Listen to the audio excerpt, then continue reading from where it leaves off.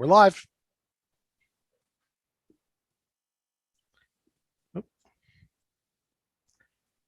Okay, good evening and welcome to the regular meeting of the Council of the City of Long Beach held Tuesday, February 15th, 2022 at 7 p.m.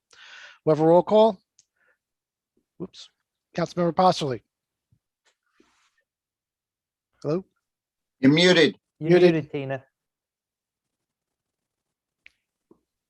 There you are. Oh, so I am so sorry about that. I couldn't get off mute, so here I go. Okay, you're here. Councilmember Lester. Here. Councilmember Bendo. Present. Vice President Treston. Here. President McGinnis is absent. Let the record indicate the presence of Corporation Counsel Richard Berrios. We'll now have a salute to the flag. Councilwoman Fosterly, would you so honor us?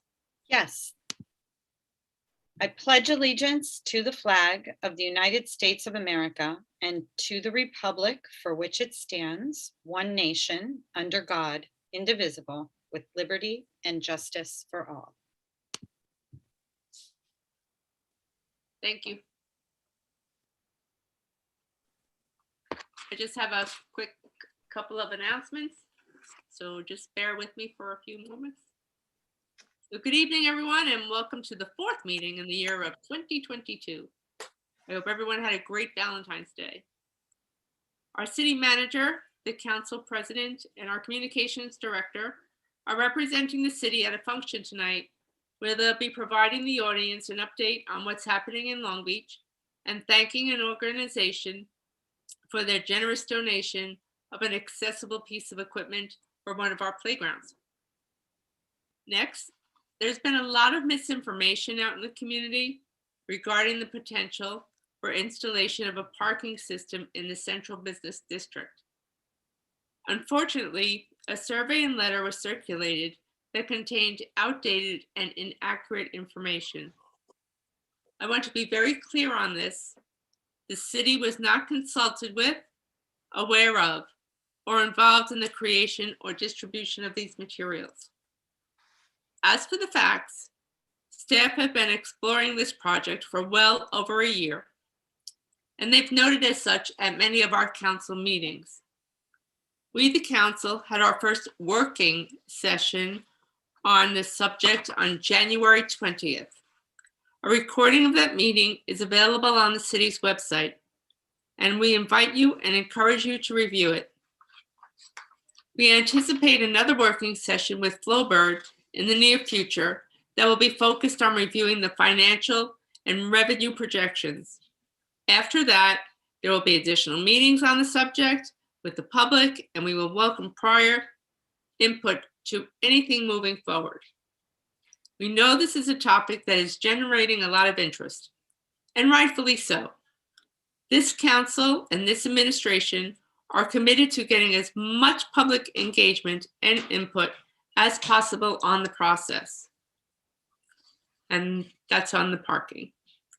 Tomorrow, just remember, the Loop Parkway is going to begin openings that are between the hours of 10 and 2 for work that is expected to be concluded, weather permitting, on Friday. So please plan your trips accordingly over the Loop Parkway. Tomorrow is the Winter's Farmers Market at the Bright Eye Beer Company, and the hours are from 1 to 6. Tomorrow's recycling is glass, metal, and plastic. I would be inattentive if I did not take a moment to recognize the athletes in our school district. Congratulations to all the county championships that are striving for another county championship and have succeeded. This are swimmers, our wrestlers, and especially our athletic director, Arnie Epstein, the Long Beach Lightning, the middle school wrestling. If you take an opportunity, please go and support your children at their events. And that's all I have, Dave. Thank you. Okay, we'll start with the regular calendar. The first item is approval of minutes from prior meeting, February 1st, 2022. Do I have a motion to approve as it was amended? Motion. I will. Second, I will. voting, Councilmember, excuse me, Councilmember Postoli, Yes. Councilmember Lester, Yes. Councilmember Bendo, Mr. Bender, You're you're muted, You're John. muted. Sorry, yes. Vice President Treston. yes. Item 2 is a resolution authorizing the city manager to enter into an agreement for operation of a snack bar at the city's ice arena.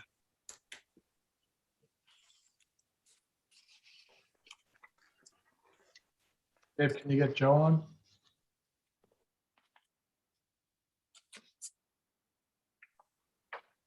I don't believe he has signed on to the meeting as of yet. Fine. All right. I can go. All right, good evening, council members. Rich Barrios here. As the resolution indicates, this is a resolution authorizing the city manager to enter into an agreement for the snack bar at the city's ice arena. As indicated, it's $2,600 in annual rent for 2 years with some options to renew for an additional 2 additional 2-year periods at the sole discretion of the city. Just for reference of the council and the public, we've discussed the matter with the vendor a little bit more, and the vendor has been willing to pay $100 per month in utilities for the first year, and further utilities to be negotiated after that first year is up. And with that, happy to answer any questions. Any questions from our council members? Just for the public's information, this is the Philly Pretzel Factory is putting in the bid for to be at the ice arena. They are currently located at 134 East Park Avenue. So they are a local business. And Rich, I understand you investigated the cost of the utilities and you feel confident that they're not, it's basically an electric charge, that they're not using gas and oil and stuff like that. That's correct. Based on our discussions with the vendor, the representations from the vendor are that he intends on only using electric, and a lot of his prep will happen at his Park Avenue location. So the ice arena location will be used more as like a warming station for all the goods and products served. And he's taking the premises as is, so the That's correct. city's not responsible for any repairs, new repairs or anything like that. That's correct. And the vendor would be responsible if he broke something. Okay, that'd be great. All right, thanks. No problem. Any other questions from our council? Mr. Fraser, any questions from our public? Yes, we have Kevin Heller. Mr. Heller, go ahead and unmute yourself. You got 3 minutes. Good evening, Mr. Heller. Hi. Happy New Year, everyone. Please state your So- name and address oh. for the record. Thank you. Kevin Heller, 635 East Walnut Street in Long Beach. So this is to operate, is this just to sell pretzels or this is to take over the entire concession? Mr. Heller, it's for that, the old snack bar that used to be in the ice arena. So it's a small location. So he will be selling pretzels. He'll have a menu as well. I think there'll be chips, snacks, and refreshments. Okay, does anyone have an idea in previous years when it was operated? I assume it was operated by the city. What was that sort of annual P&L on the snack bar? And before you even answer, just when I read the resolution, it sort of struck me as at $2,600 annually. I wondered to myself, was that a typo? Seems awfully low and potentially not really worthwhile. So maybe I'm missing something. Does anybody have an idea of the history of the P&L of the snack bar to the city previously? Mr. Heller, I Didn't like the Commissioner Brand has just been moved up to the panel. Perhaps he can answer your question. Commissioner? Yeah, the city ran it on a very limited basis with a small menu. We were good for probably, I don't know, I want to say a couple $100 a day on a Saturday or Sunday, a weekend day there. There were private operators in there prior to us running it. What they did, I'm not privileged to. They had different rental agreements at the time. But as far as we ran it with a limited menu, it wasn't, it wasn't an amazingly profitable venture for us. We were doing it more on like a break-even type setup where we were just providing the service to the community. And I just want to add, and Rich, correct me if I'm wrong, please. this went out for proposals 3 times? Rich, you're muted. Muted. Sorry, Yeah. that's correct. We sent it out to RFP on a number of occasions and just the sole bidder, as fate would have it. Yeah. And Kevin, the other thing too is, and I know most people don't see this because I had missed it originally. There's a lot of information on the, not in the agenda, but right underneath the agenda that shows his menu and all of those things. What do you call it? Attachments to the agenda? It's got a specific word. Councilman Lester, I'm just going to interrupt. Mr. Heller, you can find that in the attachments on the website, all of the information that we received before Okay. making a I decision. mean, it just, when I saw the figure, it just struck me as very low. I guess it seems that maybe we're not looking at this as a real P&L center for the city, but more like the kids go to skate and they have something to eat and the city's not bearing the cost of operating that. Is that a sort of correct way to frame it? I think that is. Okay, thank you. Thank you. Have a good evening, Mr. Heller. You too. Thank you so much. Okay, no other speakers at this time. Next item, Mr. Frazier, please. Okay. Give me 1 second. Okay, item number 3 is a resolution amending resolution number 17021, authorizing the purchase of sodium bisulfate. The Commissioner Fabrizio. I believe it's Hang Mr. on. Under April, I believe. Yeah, that's where I was going. Hello, Good evening, Commissioner. hello, how are you? Sorry to laugh. You have Okay. Yeah, good evening, everyone. This is Joe Fabrizio, Commissioner of Public Works. This is a resolution amending a resolution numbers 17021 from November 16, 2021 for the purchase of sodium bisulfite. The bids for this chemical were originally received in the Office of Purchasing on Thursday, October 22nd, 2021 at 11. On the bid proposal form, AutoChem, the apparent low bidder, listed their price in 2 separate distinct ways. One, they indicated it was $1,495 per 330 gallon tote, which equates to $4.53 a gallon, which was on the original resolution. And then they listed their price at $1,795 per 330 gallon tote, which equates to $5.44 a gallon, $5.44 a gallon, that is. Unfortunately, when the original resolution was prepared, the 4.53 gallon rate was utilized incorrectly. Unfortunately, it was not realized until we sent a contract to AutoChem and they refused to sign it at the lower rate. Please note that this was a rebid from August 2021, and the second low bidder, the sole bidder on that project was PVS Technologies at $8.25 a gallon. So this is still substantially less. And just so you know, sodium bisulfite is basically a chemical that's used at the wastewater treatment plant that takes chlorine out of the effluent before it goes into Reynolds Channel. We're actually required to chlorinate the water with sodium hypochlorite, and then we dechlorinate the water with sodium bisulfite. So it's a critical chemical that we utilize at the wastewater treatment plant. Any questions? Joe, when we go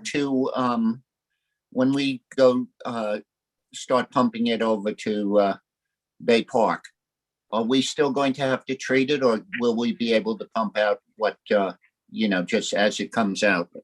No, we will not be. There'll be no more processing of sewage at our plant. None of those processes will be needed anymore. We will simply be a pass-through. It'll be a pump station that pumps waste through a 19,000 linear foot force main to Bay Park. So no, none of these processes will be needed anymore once this conversion, the diversion project is completed. Well, that's good. It's really good. Yeah. We'll be out of the waste business, And wastewater business. one other question. Sorry, I'm- Mr. Lester, go ahead. One other question. You say that in the original bid, it had two different prices, two conflicting prices. Well, did I hear that correctly? You did. Yes, you did. They basically listed it as, they had a price of 1,495 per 330 gallon tote. A tote is basically a storage container. Yes.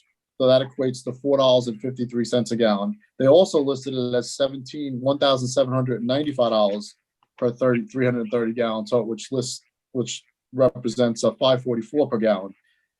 So unfortunately, in the resolution that you voted on previously, well, that was voted on previously, it was $4.53 a gallon. So this is really more of a housekeeping resolution. They have been receiving the chemical because it's essential for use at the plant. We could not just not get it anymore. We needed to purchase the actual sodium bisulfite to keep the plant operating and stay within our regulatory requirements for effluent. So I consider it a housekeeping resolution. It was a mistake, unfortunately. But why? Prezio, that is completely, I'm sorry, Mr. Lester, completely understood. Is there any other question regarding this item agenda? Well, I'm curious why, when we saw the duplicate, was, how did we not pick it up? Is that something that, have we created a procedure so that won't happen again? Or was there something that I'm missing on that why it wasn't picked up? I think it was simply a mistake. Okay. All right. No other questions. Mr. Bendo? Joe, we've already consumed totes so far this year, correct? Correct. So we All basically, right. Go ahead. So this is going to affect the price to what we've already consumed as well, correct? no, it's my understanding, again, they refused to deliver the chemical at the rate, which was the $4.53 per gallon. So we have been receiving the chemical, it's my understanding, and they have been paying the $5.44 price because they refused to deliver it at the $4.53 per gallon. So they have been paying the $5.44 price. Yes. Okay, but how are they doing that if it wasn't authorized at $5.44 a gallon? Well, what happened is apparently a purchase order was issued because we needed to get, you can't view without this chemical. No, I understand that. All right. Right. Well, so here is, I guess, my point. The way the resolution is currently written, it talks about at $5.44 per gallon for approximately 5,000 gallons to finish the fiscal year. If we've been paying $5.44 all along, we have to amend this to reflect what we've used this fiscal year Right. So in other and words, will like, use for the when we remainder of. originally, in November, when we passed the original resolution, November 16th, it was for 10,000 gallons. Now we've used 5,000 additional gallons since then. So we need another 5,000. So you're correct. So the $5,000 from November 16th to the present was essentially paid at the price. So that, I guess, would have to be amended to say that it's really 10,000 gallons at $5.44, not 10,000 gallons at $4.53 a gallon. Is that what you mean? Yeah, I because have a it wasn't suggestion. authorized to pay at $5.44 a gallon. Correct. Yeah, I understand your point, and it's a good point. I can make a recommendation on an amendment to that be it resolved portion of the resolution, if that helps the council at all. Okay, so Please, sir. right where Councilman Bendo mentioned, which is $5.44 per gallon, right after that language, we would put for an approximate total of 10,000 gallons for this fiscal year, comma, with 5,000 gallons already purchased and approximately 5,000 gallons still needed to finish this fiscal year, comma, at a total remaining cost of $26,925. And that should, I think, put a bow on it. Okay, I'm not even going to attempt to write that down. So I'll send it to the clerk. I'm sorry. Can you read that one more time? Mr. Sure, Prezio, did you get that? For an approximate total, I'll send it to Dave now, for an approximate total of 10,000 gallons for this fiscal year, comma, with 5,000 gallons already purchased, comma, and approximately 5,000 gallons still needed to finish this fiscal year, one more comma, at a total remaining cost of $26,925. Sending to the clerk right now. Okay, so do I have a motion to amend using the language from the Corporation Council? I will. Do I have a second? Second, Thank you. Voting on the amendment. Councilmember Postoli, Yes. Councilmember Lester, yes. Councilmember Bendo, Yes. Vice President Treston. Yes. Okay, Any questions from the public? I have no hands raised at this time. Let us move on then to the next agenda. item. Okay, our last item is item number 4. Whoops. Resolution authorizing transfer of funds for the 21-22 fiscal year. And let me bring up Mr. Flammer. Ray, go ahead and unmute yourself. All right, can you hear me, Dave? Yes. All right, this camera's not working. This is a request to transfer funds in the amount of $70,000 from the tax surcharge claims line to the consultants line to pay for appraisal services. Appraisal services are needed as part of our financial restructuring process, tax surcharge defense, and pending litigation. We have a couple of nursing homes that are on the court calendar, and those are specialized properties that we feel more comfortable with appraisals moving forward as part of that process. The pending litigation is with Lido Towers for an easement. And with any litigation, the courts will only accept a independent appraisal. And, you know, as far as the nursing homes, it's also more regional approach to value as opposed to just comparing against Long Beach nursing homes. They use, as far as Queens, the rest of Nassau County data as well to value the properties. I guess that's it. Any questions? Questions from the council members on this item? Yes, please. Mr. Lester? Ray, yes, Ray, I'm trying to figure out how we differ in our tax surcharge than the county. Because most of the time, the county does not do appraisals of properties. They have, you know, literally thousands and thousands of tax certs every year. And they don't, you know, I know I've done it and they've never sent anybody out to appraise. On the How more do- complex properties where they can't come to an agreement, they do get appraisals. I've had, you know, some of the law firms send me appraisals that they sent to the county. For example, a couple months ago, we did a tax surcharge settlement with Whitbreads, and opposing counsel submitted an appraisal that they had with Nassau County. Nassau County also has shared appraisals with us over the years. They don't do it on every case, just on cases where they can't come to a settlement. But before a trial in a tax surcharge proceeding, you have to have an appraisal, you conference with the appraisers, and then you submit the appraisal as evidence to the court. It's the last step in a tax surcharge process. And all counties that assess New York City, Nassau County, they all have appraisers that they hire to do independent appraisers.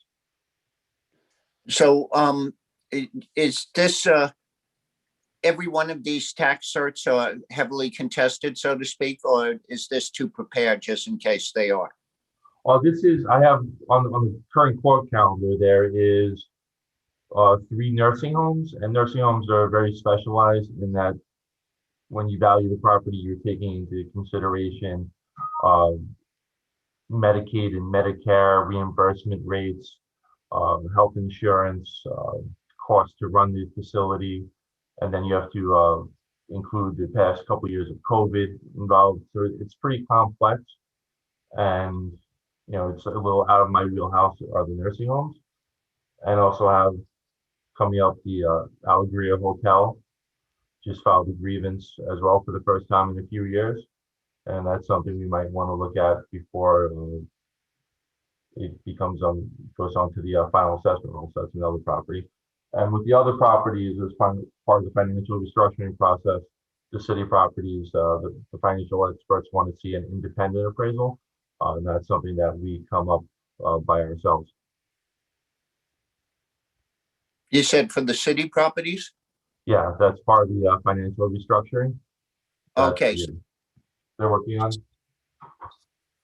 so the city property, the cost for the city property, wouldn't that be included in what we got for the money for the financial restructuring that the state just gave us? Couldn't we include that? I don't know, Roy. I'd have to get back. You have to talk to Ina and Donna about that. Liz, you're nodding your head no. Why would that be? They're two separate, I believe they're two separate issues.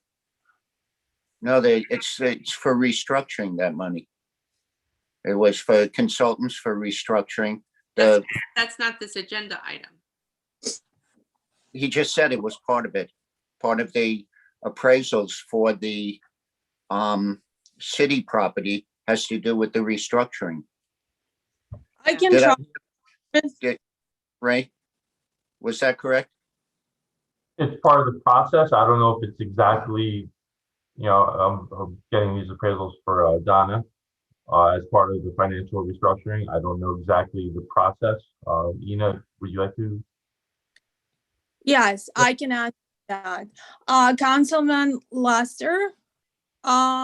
So the grants that were approved by FRB in Yes. November 2021 for restructuring work on a reimbursement basis. So what this transfer is doing is providing funds for us to be able to pay for these assessments now.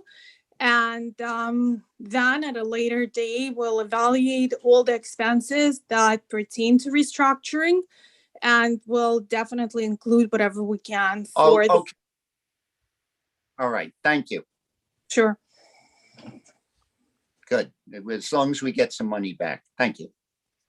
Thank you for clarifying.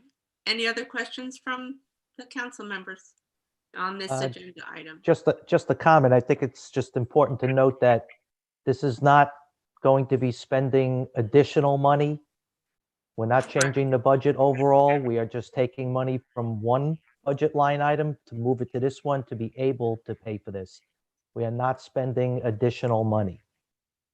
John, if Thank I'm you, not Mr. Gendo. if I'm not mistaken, cert money, and Rich, perhaps you can tell me, cert money that's put aside, that's not spent, goes back into, does it go back into next year's cert money? Or does it just go back into the budget? I think the CERT budget, I think Ray could speak to that, but his CERT tax certiorari settlement budget is a part of the ongoing annual budget process for him. So he would probably have to account for Goes that. back to the fund balance. It goes back into the fund balance. There you go. All right. Thank you, Ina. Any other questions? Any questions from the public, Mr. Frazier? I have no hands raised. Oh, wait, I spoke too soon. Hold on one second.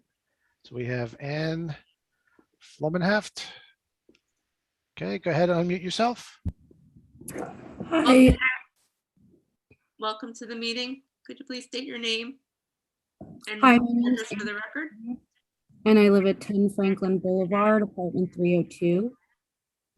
I wanted to make a comment, not on this agenda item, but a comment to the city Ms. council. Sloman, for now, you will have to wait for good and welfare. If you have Okay. another comment, this is a comment only for this agenda item. Thank you. You're welcome. See you in a few seconds. Okay, that was the only hand raised. Hold on one second. Okay, oh, wait a minute. Okay. Okay, on to the voting portion. So item 2 is a resolution authorizing the city manager to enter an agreement for the operation of the snack bar at the city's ice arena. Who introduced and move the adoption of this item? I will. Second, I will.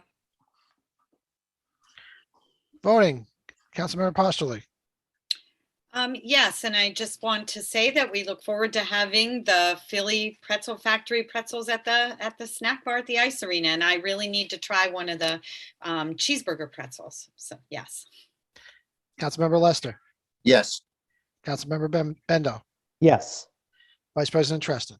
yes, Item 3 is a resolution amending resolution number 17021, authorizing the purchase of sodium bisulfate. Who introduce and move the adoption of this item as amended? I will. I'm sorry. Second, I will. voting, Councilmember Postoli, Yes. Councilmember Lester, Yes. Councilmember Bendo, Yes. Vice President Treston. Yes, And finally, item 4 is a resolution authorizing transfer of funds for the 21-22 fiscal year. Who introduce and move the adoption of this item? I will. Second, I will. voting, Councilmember Postoli, Yes. Councilmember Lester, Yes. Councilmember Bendo, Yes. Vice President Treston. Yes, and thank you, Mr. Flammer and Ms. Resnick, on clarifying our questions. Who will make a motion to close the meeting? I will. Second, I will. voting, Councilmember Postoli, Yes. Councilmember Lester, Yes. Councilmember Bendo, Yes. Vice President Treston. Yes,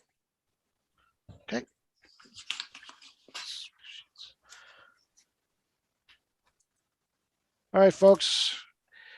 For good and welfare, everybody, you can use the raise your hand function. If you do wish to speak, you will be given 3 minutes to speak. When the timer goes off, I will unmute myself and you'll start hearing the beeping in the background. That means please wrap it up in a sentence or two. And whoop, I'm going to reset that. And let's see, our first speaker this evening is Eileen Hessian. Go ahead, Eileen. Good Yes, evening, can you hear me? Eileen. Yes. Hello, Eileen. I have a few questions. Eileen, before you begin, just state your name. and Yes, city. Eileen Hessian, 516 West Beach Street, Long Beach. Thank you. Okay, I know we're trying to save a lot of money, and I think you should probably tell us at the beginning of each of the meetings in the manager's report how you're saving us money, so people are not thinking that we're just spending too much. Next, is it possible to get a list of the cars and the brand names that are being used in the city, in the fleet, and how many of them are going home each night? Because I hear a lot of Lincoln Navigators are there, and I'm wondering why. Governor Hochul has suggested that we rezone single housing. I don't think we should do that in Long Beach, and I'm wondering if anybody is doing anything about that. And finally, about the parking meters. The council put out the survey because they had information from, the Chamber of Commerce put it out because they had information from the council. Did they have the complete information, or is there more information coming out? Thank you.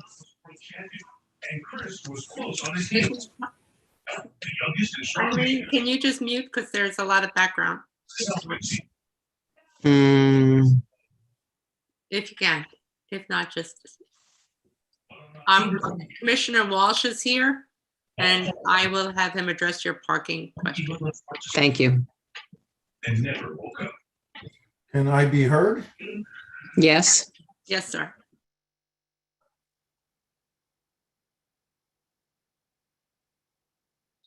Okay, they just delivered me. Can I? Okay. Hi, everybody. Yeah, so we had a meeting regarding the parking plan with the Chamber of Commerce. It was basically reviewed the information that we gave out in the first meeting, the only meeting we've actually had regarding the parking plan so far that was a public meeting. They spoke about finalized costs for the city. They spoke about a bunch of things that were never really discussed in that meeting. I don't have their exact post in front of me, but when I read it, I was scratching my head a little bit as to where some of the information did come from. I can assure you that this is in the proposal stage and development stage. We have a very comprehensive plan that we are looking to get more direct input from the council, or the required input from the council. And it's very well thought out. And the public is going to have the opportunity to make their comments at those meetings as well. We're trying to reschedule another meeting within the next 7 to 10 days. So you'll have an opportunity to even get more educated yourself on it. So it's not a done deal by any means. It is certainly something that the city is looking to do, but the final manner in which it's going to manifest isn't complete. Thank you, Commissioner. You're welcome. Dave, who's next? Okay. Hold on a second, Oh, because what? Eileen asked a couple of other questions. All right, so we should, I took notes. yeah, I have one short answer for Ms. Hessian's question on Governor Hochul's accessory single dwelling proposal. Yes. We've already signed on. NICOM sent out a couple of letters not too long ago to all municipalities around Long Island to basically oppose it. I believe we did. We signed a letter against it, as did a number of other municipalities in the county. So, Thank you, Rich. no problem. I can also make tell you that as far as the police department fleet goes, no Lincoln Navigators exist in the police department fleet. I know, and I can also know just from familiarity that no Lincoln Navigators exist in the fire department, and nor do I believe any Navigators exist in the city inventory that I know of at all. But None exist in our fleet. You're right, Commissioner. Yeah, and yeah, thank you, Dave. So that's a bit of a misnomer. I don't know, I'm not sure where that came from. Thank you. I'd still love to see the list of cars that we have. Thank you. and I think that's appropriate, Eileen, and you know, we can ask for that. And you know, I think you had brought up one time before about having the same make of cars. That's always something interesting to look at, because it's easier for mechanics if they're only dealing with one type. And the other thing you brought up was, you know, maybe in a report by the city manager, the money, you know, the efforts made towards saving money. I know that tonight we brought up a couple of things, and you know, that's not a bad idea either. And you know, I'm going to ask the council to join me in asking the city manager maybe for a short report in her city manager report with that kind of information. Thank you, Roy. You're If I welcome. could throw one more thing in for you, Liz, just regarding the fleets and to Mr. Lester's point. Yes, Commissioner, please. Yes, before we actually ordered any new vehicles for the police department, we went to the garage and we got the historical look of the newest vehicles that we're buying. We basically buy Chevys or Fords is what we buy. And the focus was to try and bring the police department in and use just Ford platforms, because they're in the last group, or last 3 or 4 years, they've been more reliable and less problems with those vehicles than we've been having with the Chevys. That could change in the future, but we've gone to a Ford platform right now in the police department. So that's part of our normal planning that we do. We look at the problem, like with the last 2 Tahoes that we got in the city, we're having problems with the front end and the engines and electrical systems for fairly new cars, basically 2 years old. So we switched over to the Ford Expedition, and that's been basically problem free. Knock wood. Let's hope it stays that way. Okay. Hopefully that gives you a little more information too. See, Eileen, that proves the old adage, great minds think alike. Thanks. Thank you all. Have a good evening. Next, Mr. Frazier. Okay, next, Ann Flomenhaft. 1 second. Go ahead and unmute yourself. Good evening again. Hi, my name's Ann Flomenhaft. I'm a resident of 10 Franklin Boulevard, apartment 302 in Long Beach. I'm here to notify the City Council of the grassroots campaign opposing the opt-out of legal cannabis sales here in the city. On Friday, February 4th, we handed in approximately 655 petition signatures to the city clerk. And the petition's intent was to put the question of retail cannabis sales to a referendum on the November ballot.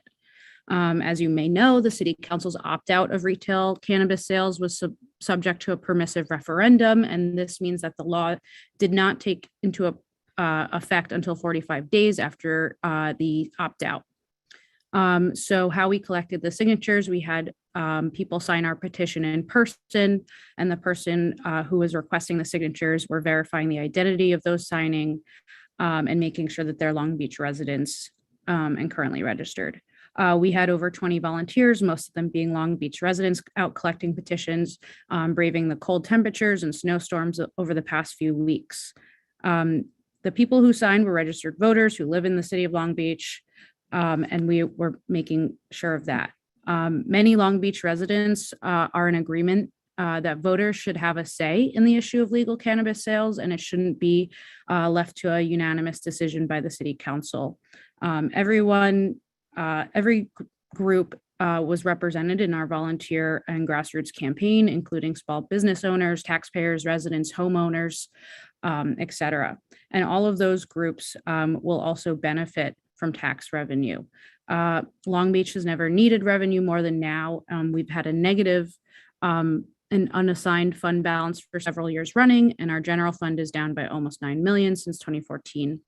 Our city council acknowledges that we need a new revenue stream and proposes to install the parking meters, which will bring in revenue through parking tickets. Which is the most lucrative revenue stream? I'm asking the council. Legal cannabis sales or parking meter tickets?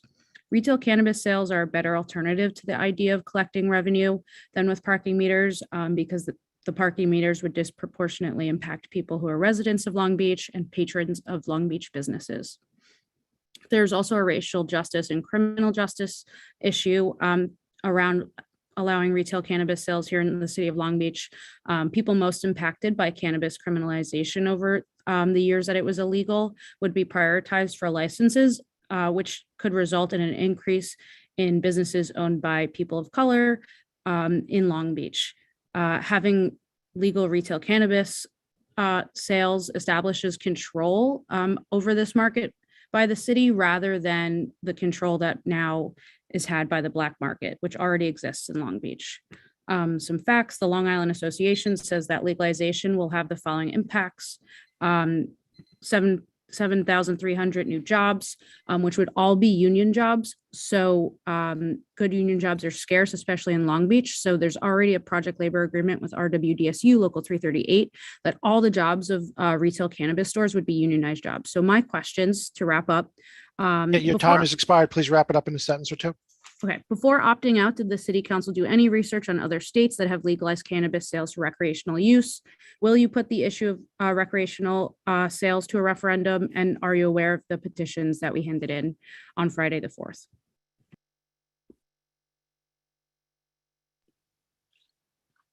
Thank you, Ms. Am I saying your name correctly? Flomenhaft? Yep. Great. Yes, we are aware of the petitions. I'm going to ask our corp counsel to. Rich, you there? Right now, what were the other two questions, Ms. Plummenhaft? I didn't hear the first two. Before opting out, did the city council or you do any research on other states that have legalized recreational cannabis sales? And will you put the issue of retail cannabis sales to a referendum on the November ballot? So what I can say is we had our public hearings on it, and there were some presentations by both local, I guess, and business interests. I think you may have been there as well. That was a lot of the information that was shared. I mean, I did all my own research, and I'm sure the council did as well. I can't speak for them. As far as the referendum question, that's subject to municipal home rule law and the strictures therein, right? So Mr. Frazier, our city clerk, is reviewing the petitions to see whether or not it satisfies the requirements of the law. He's supposed to certify that to the city council, whether or not it does. And if it does, then it goes to referendum. If it does not, then there will be no referendum.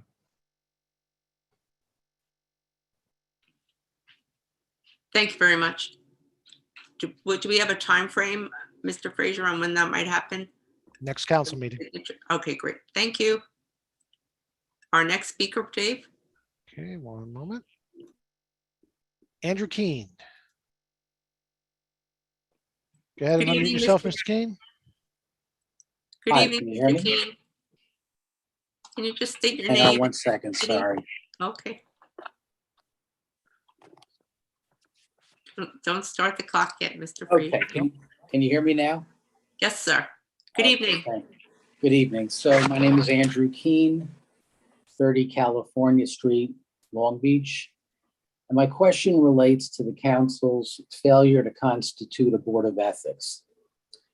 In September of 2020, the Nassau District Attorney and the New York State Controller found, after an extensive investigation of Long Beach, that numerous city payments were made improperly and made with, quote, a total abdication of oversight by the prior city council, close quote.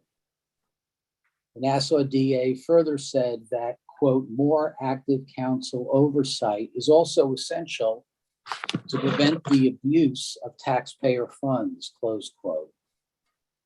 She called on the city council to, quote, ensure that its board of ethics is constituted and active to guard against future abuses and conflicts of interest, close quote. So what has the council done to abide by the DA's findings that Long Beach have a constituted board of ethics to prevent taxpayer abuse? To date, nothing. The city's website states that the Board of Ethics is to consist of 8 members appointed by the council.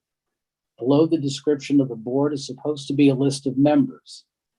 That space, however, is blank tonight and has been blank at least since the DA issued her findings nearly a year and a half ago. Long Beach has no Board of Ethics. The city's taxpayers, therefore, are not being protected by a Board of Ethics to, as stated by the DA, help, quote, guard against future abuses, close quote. In January 2021, the City Council issued a notice asking for individuals to volunteer for the Board of Ethics. Given my background in law and ethical issues over a number of decades, I felt I could make a contribution and submitted my application. It's been 13 months and I've received no response to my application. It's unimportant whether I'm selected. What is important and troubling is the inexcusable failure of the council to meet its moral and legal obligations to the taxpayers of Long Beach, given the history of abuse of taxpayer funds, to constitute an active Board of Ethics. I recall that current Councilman Lester asked several months ago, in his capacity as a private citizen, about the Board of Ethics during Good and Welfare, and was not provided with a response. So respectfully, taxpayers, having waited 17 months, deserve something more than a response that we're working on it. We taxpayers deserve an explanation of what seems inexplicable.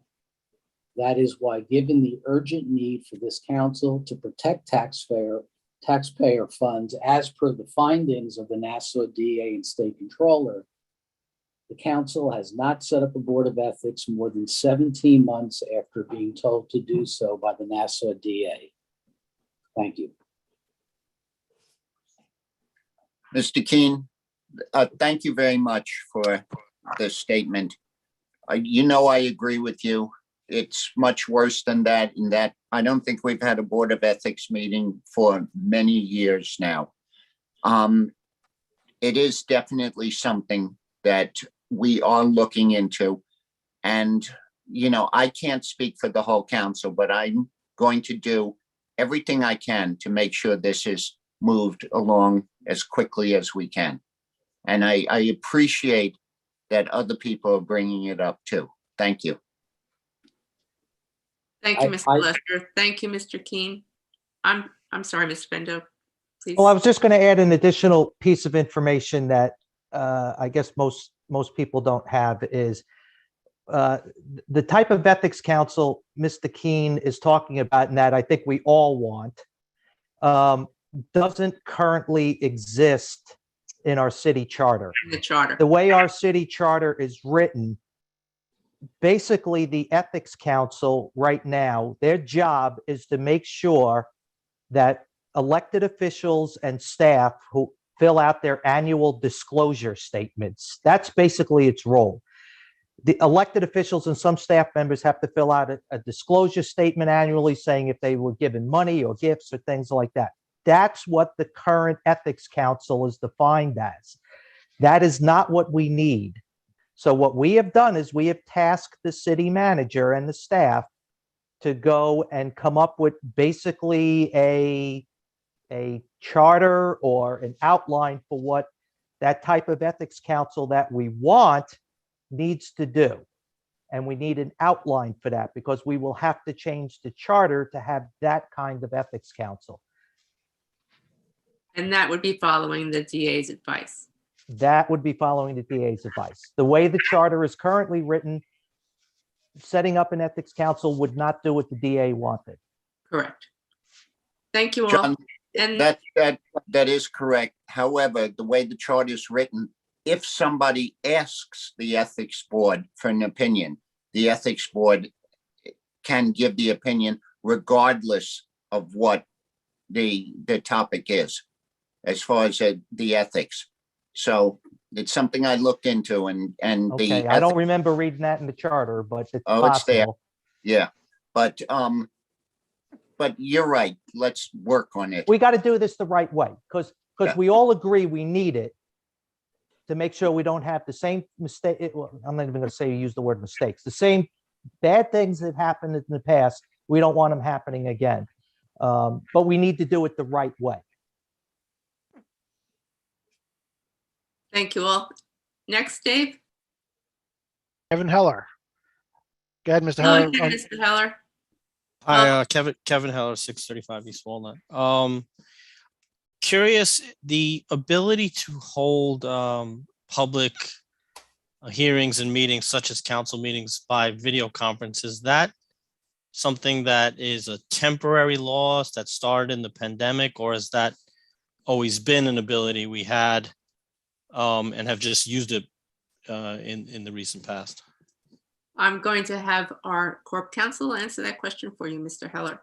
Hey, Mr. Heller, so public hearings in general, subject to the open meetings law, there's always been an ability for council meetings or public meetings to be held remotely.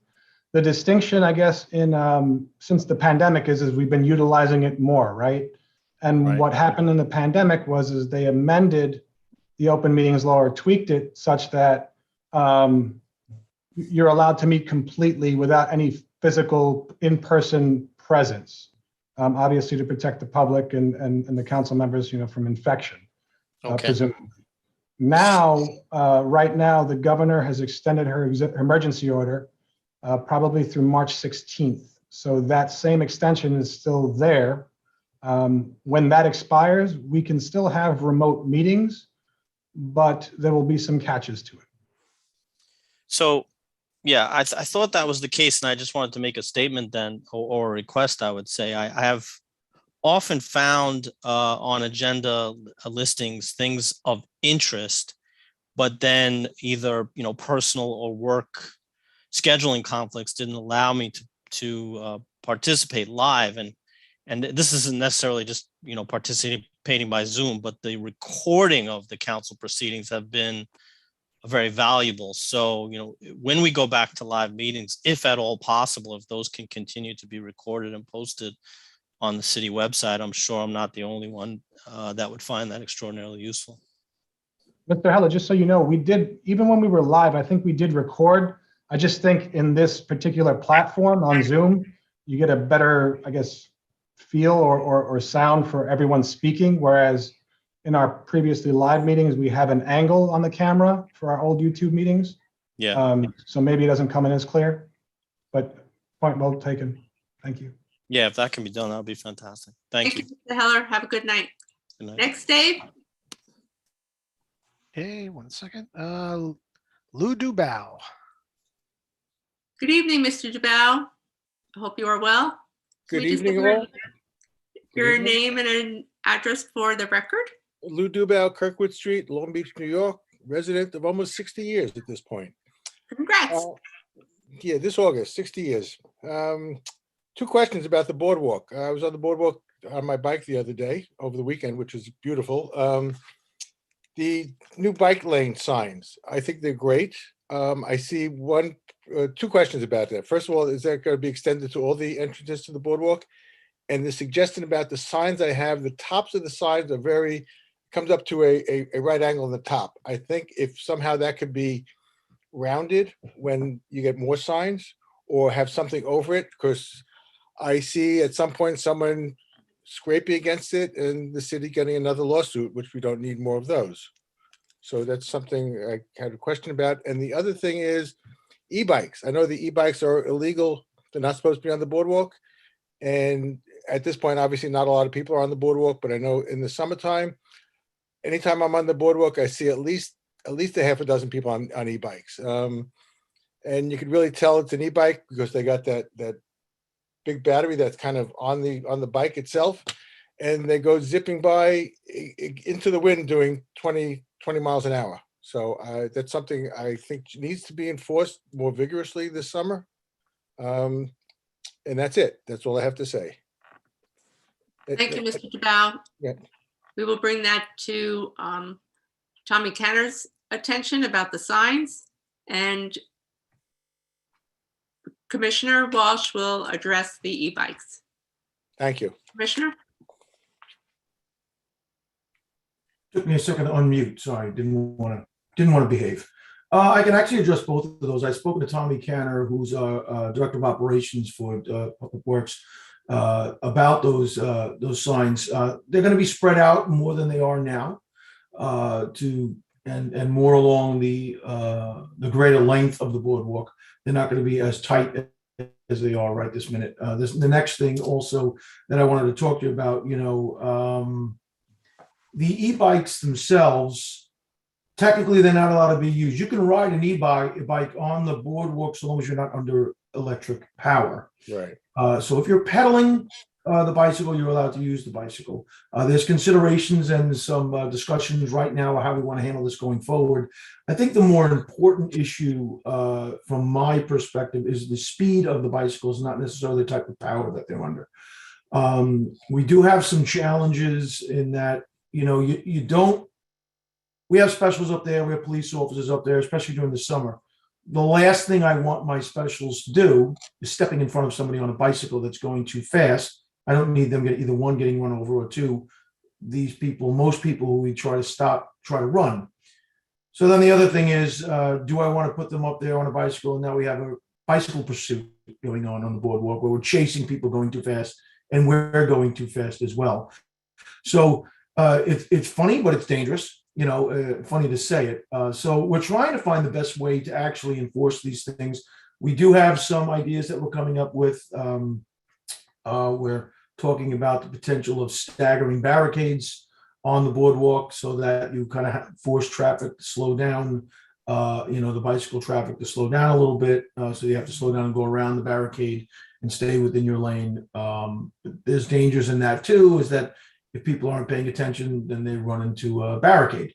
It's very challenging to be able to satisfy everybody. We're trying to err on the side of safety. So what I'm seriously considering this coming summer is putting some police officers up there on bicycles, staggering them out a little bit to try and deter people from traveling on an unreasonable or unsafe speed, so that we can try to get them a few summonses issued to get the message out that we're not going to tolerate people going too fast. It's been a complaint since I've gotten here. We tried several different things over the last year to address it, and it's a very, very persistent problem. So hopefully that lets you know that we're not ignoring it. But in my personal opinion, if you're riding an electric bicycle and you're up there going 10 miles an hour, 12 miles an hour, that's not a problem whether you're pedaling or not. The problem is the speed on the boardwalk. So, but that is also a decision that the council would make to actually change the whether or not an electric scooter would be allowed up or electric bicycle would be allowed on the boardwalk. So these are just discussions we're having at this point, and none of it is is written in stone per se, but I hope that helps to let you know that we think about it, and it's something that crosses my desk frequently, and my executive staff and I talk about it quite a bit, and we're trying to come up with this, some solutions. Okay. Thank you, Mr. DeBow. Mr. Frazier, anyone next? Judy Vining. Judy, go ahead. Good evening, Ms. Vining. Good Your evening. name How and are you? address for the record, please. Judy Vining, speaking for Long Beach Aware, 20 West Park, Long Beach, New York, 11561.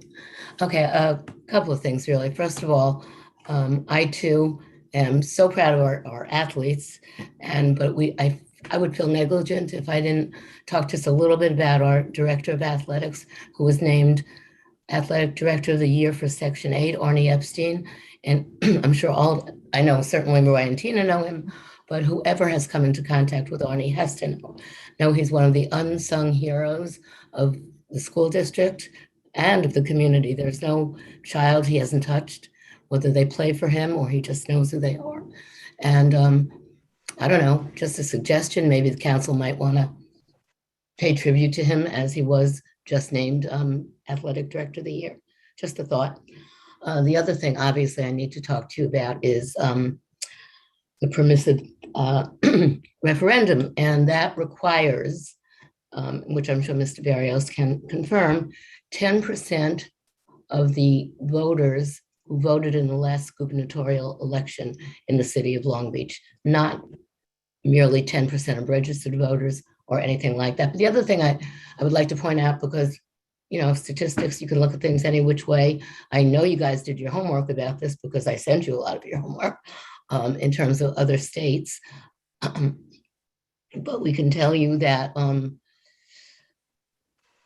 for us, we know that there will be no tax money, there will be no revenue at all until at least March of 2023. So we do have time.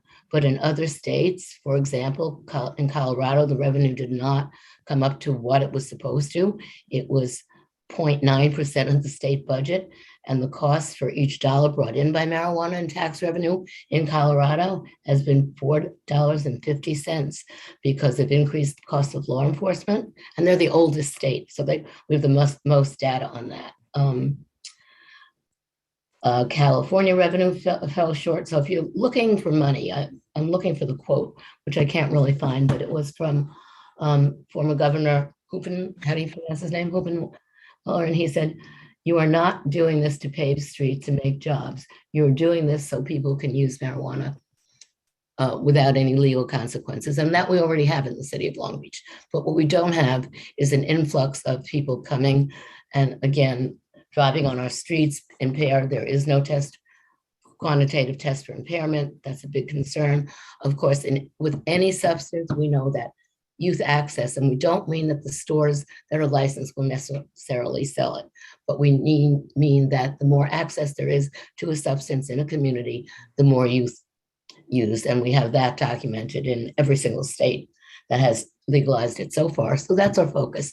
We want to keep Long Beach as a friendly, family centered place where our kids can walk the streets without having marijuana dispensaries and consumption sites in their face 24/7 or whatever the hours are. And so the other, again, That's your time. Please wrap it up in a sentence or two. okay, that's about it. You'll hear from me again with the specific data. You've already heard from me, but again, we just want to say, I guess, that 600 signatures in a city of 35,000 really does speak volumes that you guys did the right thing in opting out. I'll leave it just there. Thank you, Judy. Have a good evening. You too. Anyone else, Dave? Oh, Kathleen O'Leary just raised her hand. Okay. Go ahead, Kathleen. Good evening, Ms. O'Leary. Hi, Your name and address. Kathleen O'Leary, Long Beach. Thank you. I just wanted some clarification about the funds that we got for rebuilding. In previous meetings, they were talking about a grant to rebuild the downtown area. And then at the last meeting, I believe they said something about we had gotten a grant to rebuild the Bay Area. So are they the same grant or are they two different grants? Thank you. I believe that there are two different grants. The one from the last one was the waterfront revitalization. Okay, And I'd be happy to, as I have done in the past, send you some more information on that so that you have the exact wording. okay. So that is separate from the downtown Yes. revitalization. And is there an update on whether or not, what is the status of the downtown revitalization grant? Not at this time. Okay, thank you, Liz. You're welcome. Okay, I will get that to you. thank you. You're welcome. Have a good evening. Anyone else, Dave? That's it. All righty. Thank you everyone for watching. Oh, Hey, wait, Commissioner Walsh. Before we jump off, I want to make sure that I make this announcement for the council, and I know you're aware of it, but I want to make sure the council knows and the public that's listening. On March 3rd, we are going to be holding the next in our series of alcohol and drug awareness throughout the city. We're going to be moving this throughout the entire city of Long Beach, trying to cover all different avenues and all different manners of people, trying to really make inroads in preventing alcohol and drug overdoses. In 2020, we had 48 calls for overdoses in the city. In 2021, we had 78. So we were dramatically up. We lost 20. We had 27 uses of Narcan last year. We lost. We're still waiting on 9 people's deaths to be categorized, have led that way. So we're really trying to make inroads in that regard. We're focusing basically on education, awareness, at our enforcement, at diversion, at prevention, and really at intervention on the part of the police department. So we'll be talking about those types of programs. We're also going to be doing Narcan training at this event. It's at March 3rd, 7 p.m. down at the West School in the cafeteria. And we hope that people of the city come out for it and really learn about the issue. And we're really trying to make a difference and save lives. If we can save one, we really completed our job. So that's something we're really focused on here in the police department, and we're rolling out an entire new program. And I know Councilwoman Treston has really been working with us, as well as Judy Vining, the K2MA, the West End Neighbors. We have quite a few people that are really involved. So I just want to make sure I made that announcement. Thank you. Thank you, Commissioner. And again, thank you to everybody watching this evening. Thank you to our department heads. And I wish everyone a good night. Be safe,